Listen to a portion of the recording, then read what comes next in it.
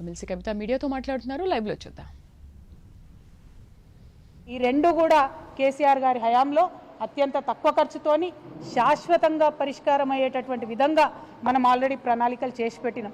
అందులో 31 ఎస్టీపీలు కూడా ఇలా పనిచేస్తున్న విషయం ఇప్పుడున్నటువంటి కాంగ్రెస్ పెద్దలకు కూడా తెలుసు. వాళ్ళ అధికారంలోకి వచ్చినాక ఏం చేసిండ్రు, కేసీఆర్ గారు పెట్టిన ఆ 3 ఎస్టీపీలనే ఇప్పుడు మళ్ళీ వాళ్ళు ప్రారంభించి కొత్తగా ఏదో సాధించినట్టు జబ్బలు జరుచుకుంటున్నటువంటి పరిస్థితి మనకు కనబడతా ఉన్నది. ఇవాళ నల్గొండ జిల్లా ప్రజలకు, ఉమ్మడి నల్గొండ జిల్లా ప్రజలకు, అట్లానే తెలంగాణ ప్రజలకు నేను చెప్పేది ఏంటంటే, మూసీ ప్రక్షాళన కావచ్చు, మూసీ పునరుజ్జీవనం కావచ్చు, రెండు కూడా కేసీఆర్ గారి మదిలోని ఆలోచనలే. దానికి ప్రణాళికలు కూడా సిద్ధమైనాయి. కానీ ఇవాళ కాంగ్రెస్ ఏంటిది, మూసీ అంటే దాన్ని ఒక ఏటీఎం లాగా తయారు చేసుకోవాలి. మూసీ గోదావరికి 1700 కోట్లతోని కొండపోచమ్మ సాగర్ నుంచి దగ్గర దారి లింకేజ్ ఉండంగా 7500 కోట్లు పెట్టి కాంట్రాక్టర్ల కోసం మల్లన్న సాగర్ నుంచి తీసుకొచ్చేటటువంటి సరికొత్త ప్రణాళికను ఇప్పుడు తెర మీదకి తీసుకొస్తా ఉన్నారు. మరి 7500 కోట్ల ప్రజాధనం దుర్వినియోగం చేయడానికైనా ఈ నల్గొండ జిల్లా బిడ్డ ఉత్తమ్ కుమార్ రెడ్డి గారు ఇరిగేషన్ మంత్రిగా ఉన్నారని చెప్పి నేను ఇవాళ ప్రశ్న వేస్తా ఉన్నా. దీనికి ఉత్తమ్ కుమార్ రెడ్డి గారు సమాధానం చెప్పాలి.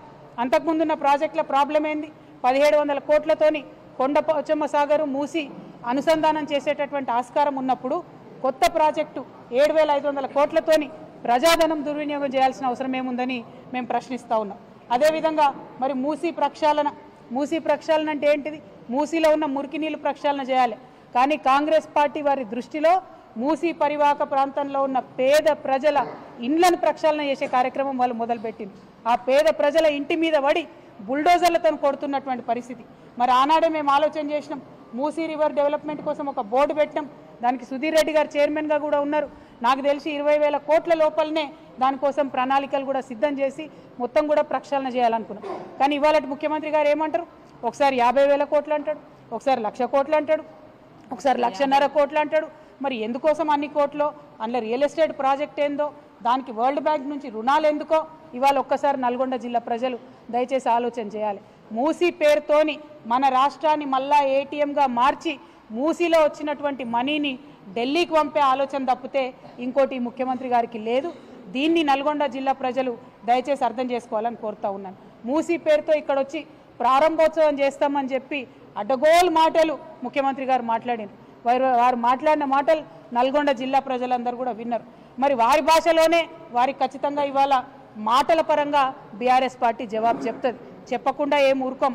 మీలాగా 2-3 రౌడీ ముక్కలు నేసుకొని ఆఫీసుల మీద దాడి చేసేటటువంటి దరిద్రపు సంస్కృతి మాది కాదు. మాది మాటలతోని, విఘ్నతతోని, సిన్సియారిటీతోని, ప్రజల దగ్గర పనిచేసే కమిట్మెంట్తోని ప్రజల మనసులు గెలుచుకునేటటువంటి పాలసీ ఫిలాసఫీ బీఆర్ఎస్ పార్టీది. మీరేదో దాడి చేస్తాం, ఆఫీసుల మీదకి వస్తాం, ఇండ్ల మీదకి వస్తామంటే భయపడేటోళ్ళు ఎవరు లేదు. మాది 60 లక్షల సైన్యం ఉన్నటువంటి బీఆర్ఎస్ పార్టీ కుటుంబం మాది. మా 60 లక్షల మంది తలుసుకుంటే మీరు ఒక్క అడుగు కూడా తెలంగాణలో కదిలేటటువంటి పరిస్థితి ఉండదు. ఖబర్దార్ కాంగ్రెస్ నాయకులారా, మళ్ళొక్కసారి ఎక్కడ బీఆర్ఎస్ పార్టీ ఆఫీస్ వైపు కన్నెత్తి చూసినా కూడా బీఆర్ఎస్ పార్టీ సైనికులు ఎవరు కూడా ఊరుకోరని చెప్పి ఈ సందర్భంగా మీకు తెలియజేస్తా ఉన్నాను. మరి మన నల్గొండ జిల్లా ప్రజలందరికీ తెలిసిందే, ఆనాడు ఉద్యమంలో అంతకన్నా ముందు కూడా మనం అనుకున్నాం, నల్గొండ కేంద్రంగా పాలన జరిగితే మరి దూర ప్రాంతాల నుంచి నల్గొండకి కలెక్టర్ దగ్గరకు వస్తే 2-3 రోజులు నల్గొండ పట్టణంలో ఉండి పని చేసుకొని పోవాల్సినటువంటి పరిస్థితి ఉండే. కానీ దాన్ని నిర్మూలించాలని, ప్రజల వద్దకే పాలన వెళ్ళాలని చెప్పి నల్గొండ నుంచి మళ్ళీ కొత్తగా జిల్లాలను ఏర్పాటు చేసుకున్నాం. జిల్లాల ఏర్పాటుతో ఊరుకోలేదు. ఏర్పాటు చేసిన జిల్లాలలో 3 ప్రభుత్వ మెడికల్ కళాశాలలు మనం తీసుకొచ్చినాం. ఇవాళ ఇక్కడ కోమటిరెడ్డి గారు ఉన్నారు మంత్రిగా, ఉత్తమ్ కుమార్ రెడ్డి గారు ఉన్నారు. వారిద్దరు నేను ప్రశ్నిస్తూ ఉన్నా, 60 ఏండ్ల మీ పాలనలో కనీసం ఒక్కటంటే ఒక మెడికల్ కాలేజు మీరు తీసుకురాగలిగినరా? నల్గొండ జిల్లా ప్రజల దగ్గరికి పరిపాలన తీసుకురావాలనేటటువంటి సోయి మీకున్నదా? ఆనాడు కేసీఆర్ గారు కలెక్టరేట్ ఓపెనింగ్కి పిలిస్తే కోమటిరెడ్డి గారు కూడా వచ్చి కేసీఆర్ గారి పక్కన కూర్చొని మరి ఇంత అద్భుతమైన కలెక్టరేట్ కట్టిండ్రు. ఇటువంటి కలెక్టరేట్లు వేరే రాష్ట్రాలలో సెక్రటేరియట్ల కన్నా పెద్దగా ఉన్నాయని చెప్పి పొగిడినటువంటి వ్యక్తి